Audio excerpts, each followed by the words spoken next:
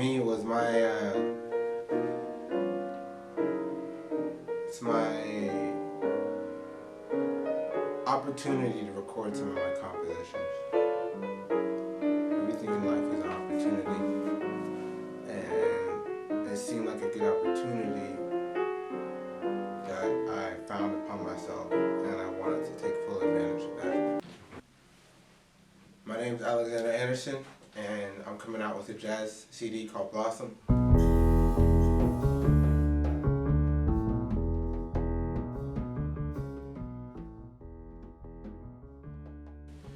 Now the reason I say jazz, the reason why I call this music jazz, because I don't really prescribe to genres that much, honestly. I just view it as music. But I call this jazz because I think jazz is a space where we're allowed to, as composers, we're allowed to make use of all of the techniques and tools and ideas that come across us in the jazz sphere, I think that as a composer, I like to use techniques and harmonies, and also I like to rely on my musicians that I work with, my bandmates, to create something that I may not fully even perceive at the beginning of the composition. Jazz allows me to do that, allows me to write in great detail, but also leave a lot of things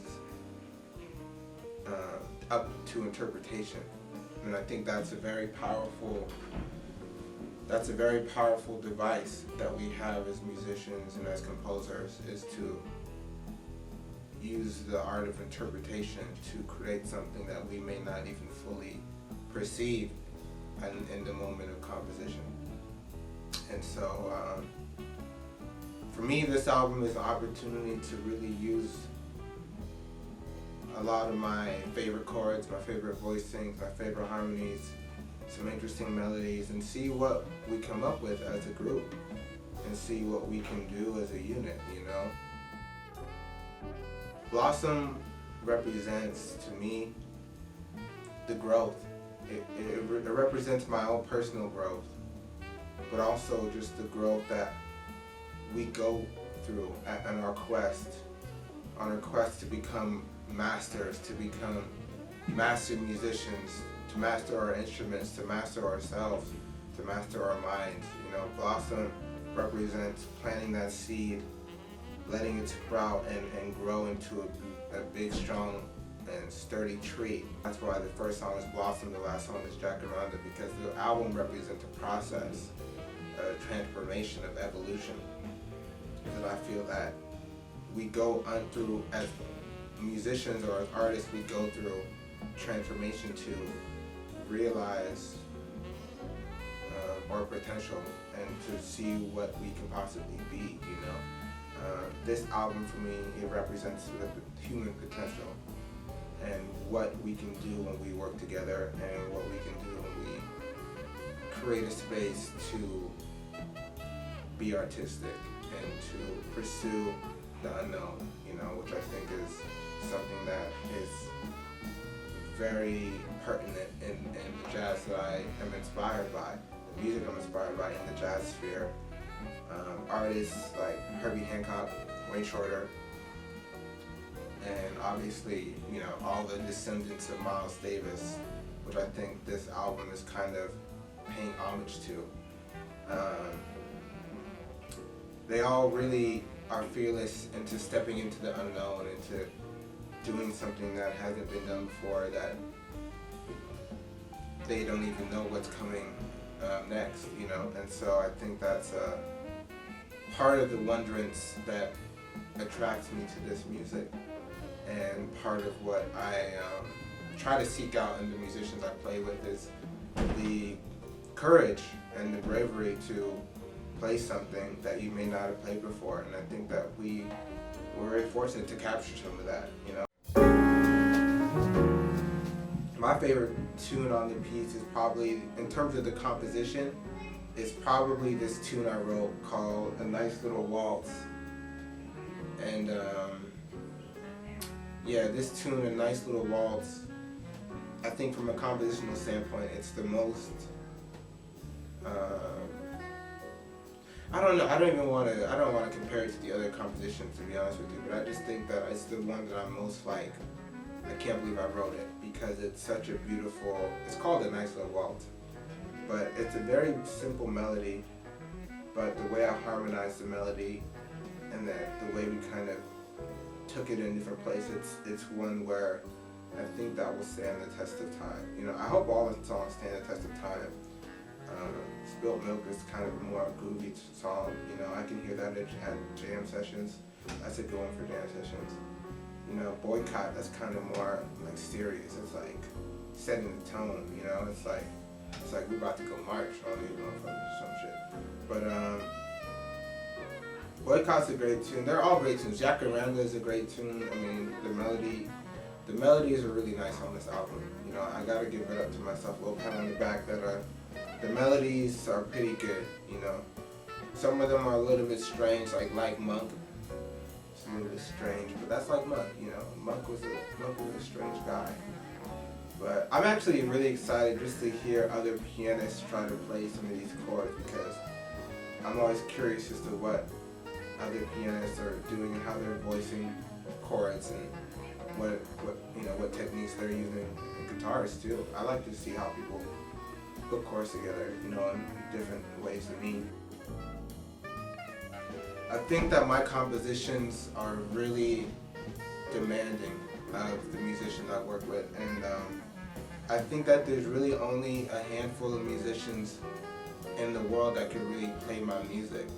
And I say that because it doesn't just take a technical capacity of knowing all of the music theory, but it also takes creativity, it takes imagination, you know, it takes like a curiosity and a wonderance, and that's why I'm very fortunate to have worked with the people who I have, who are able to, you know, be focused and to be their best for the purposes of my music and for these recordings. And I'm just really fortunate and glad to have had everyone involved, from the musicians to Marty, who was the engineer on the album, and just, you know, the way it fell into place was very natural, you know. This album, I wanted it to sound like you're just sitting in a living room at one of the LA jam sessions that we would have here in LA, you know. We would all just go over to Marty's house. He has a Steinway piano. We bring the upright bass, and he has a drum set. Everything is already there, so we just walk in, we just smoke some weed, talk some shit. I bring out some compositions and we start playing. And I was just trying to capture the real, raw, unfiltered, you know, just what it is, you know, just capture the music as I hear it and as it is, and give you the real standpoint of what it's like to be there in that room. We all recorded this in one room in Los Angeles with no walls in between, you know, we're all in the same space, you know, so you can hear us breathing together, you can hear us communicating, you know, through sound. And I think that that's really the essence of what my music is for. It's to communicate, you know, it's just to spread an energy, spread a message, hopefully of inspiration, of encouragement, and it's also just a very personal outlet, you know, it's an artistic outlet. It's just me trying to let go of things that I've kept bottled in for so long, these compositions, you know. Some of these compositions, you know, for example, Lost in Boston, I wrote when I was in school at Berklee College of Music, and some of these compositions I've been playing in different contexts for the last maybe 4 or 5 years, and so it's interesting to hear how they've developed over time, and I'm sure they will continue to develop as time goes on. But it's just a great feeling to be able to release this music into the world and into the jazz community. And I hope that other musicians can, you know, take their take on my music and my compositions. And I would love to hear what all of the great musicians out playing on the scene today, how they would interpret my compositions and create some new music out of it. So with that, I plan to be publishing all the music from the album. I plan to be publishing as soon as possible. So holler at her, give me a ring, you know, or one of the publications. Let's work out a deal, and let's put out this music, that way other musicians, students, and professionals can dive in, you know, and see what they come up with. That would be great. The Jazz Quartet is it's an arrangement that I have great respect for, you know. My favorite jazz group probably has to be the John Coltrane Quartet, you know. Saxophone, piano, bass, and drums. And, you know, what they did with that combination still has me in amazement, you know, with what they were able to do with that group and how they were able to take that to new heights and new levels in every which way, you know, rhythmically, melodically, and harmonically. You know, they kind of reinvented the wheel, I think. And this is kind of my homage to that type of instrumentation. I was very fortunate to meet McCoy Tyner in Tokyo at the Blue Note. He was playing with his trio and Joe Lovano, who is one of my old teachers from Berklee College of Music. And man, I will always have, you know, the most respect for him and an amazing memory of being able to hear him play and to see how much passion he still has in his playing over, you know, 50 years later. You know, it's just hear him still like at such a high level artistically was incredible. So, you know, this is my first time recording quartet, and it's definitely drawing a lot from a lot of my favorite musicians: McCoy Tyner, Herbie Hancock, Chick Corea, you know, Keith Jarrett. These are all my kind of main inspirations in recently on the piano. You know, Thelonious Monk is definitely a huge inspiration in terms of compositionally and as a band leader. And my biggest inspiration still has to be Miles Davis, because what he did over the course of his career is just showed there's no boundaries in music, you know? And so when I was creating this in terms of the mixing, I really was thinking about his album, Miles Davis, his ESP album, you know? And just like sonically, like what they were doing there, you know? And trying to achieve that in my own way, you know? I mean, you're never going to recreate a moment in music, but I wanted to create my own moment in music and do things in my own way and show that there's a continuation of the beautiful music that we are inspired by. So, you know, with that being said, I want you guys to check out my album, Blossom, Jazz Quartet, playing all original compositions, which I've written in the past few years. And I took my time with this one, you know. It wasn't even like, let's record an album. Just like, hey, let's just record some of my tunes. And then before you know it, we had 5 songs recorded. And I was like, okay, well, let's just record 1 or 2 more, and we have an album. And so that's kind of how it fell into place. And I'm just really glad to be putting this out. It's my kind of like continuing in the jazz tradition. You know, I've been doing a lot of music in the hip hop and in the R&B space, you know, and I think my next album, Oceanside, will be kind of bridging it all together.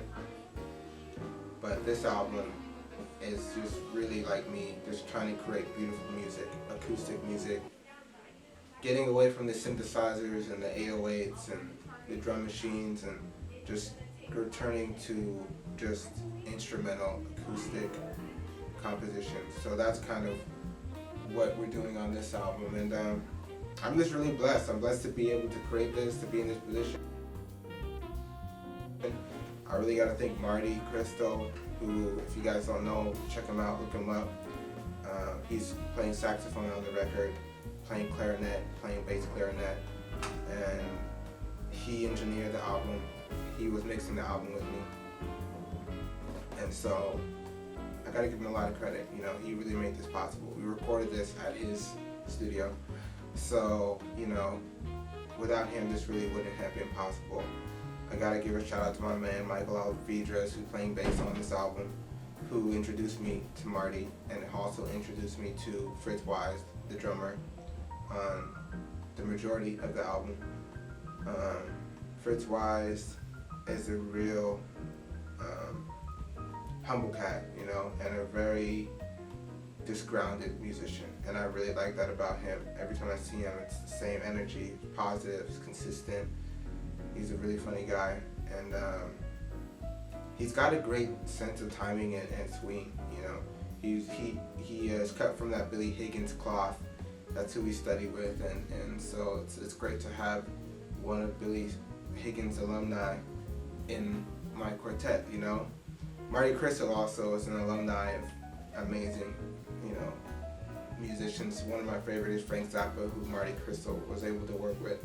So it's just like to have people in my band who have been playing professionally since longer than I've been alive. It's really a blessing. And then on the other side, we got the young cats. You know, Michael Alvidres on the bass, who's one of LA's most like working and most stable and like reliable bass players, and it's just always great to have him. I don't think I've heard him ever make one mistake in 3 years of playing with him. Not one mistake, which is incredible. Will Lyle, who's played on almost every album I've done, not including the hip hop mixtapes, but Will Lyle played on my first album. He played on one of the unidentified fusion arrangement albums. He played on actually 2 unidentified fusion arrangement albums. So yeah, me and Will, we go back, you know, to Berkeley days, and we've been playing forever. He's been my main bass player, and for good reason. You know, he's incredible, and I think he is one of the best bass players in my generation.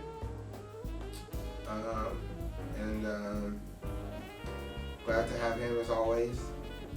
And then on the drums, we also have the young and super fresh Tobias Kelly, who I think on this record he was just being him. You know, he was being him. You know, he was just bringing like his fresh take on the music, and that's really what I needed, and what I was very blessed to have is his like just a fresh take on it. You know, to keep it sounding new. You know, and when you're playing the same song for 3-4 years, you need something to keep it new.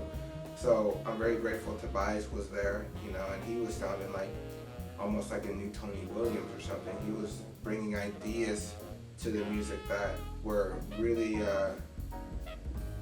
unique, and also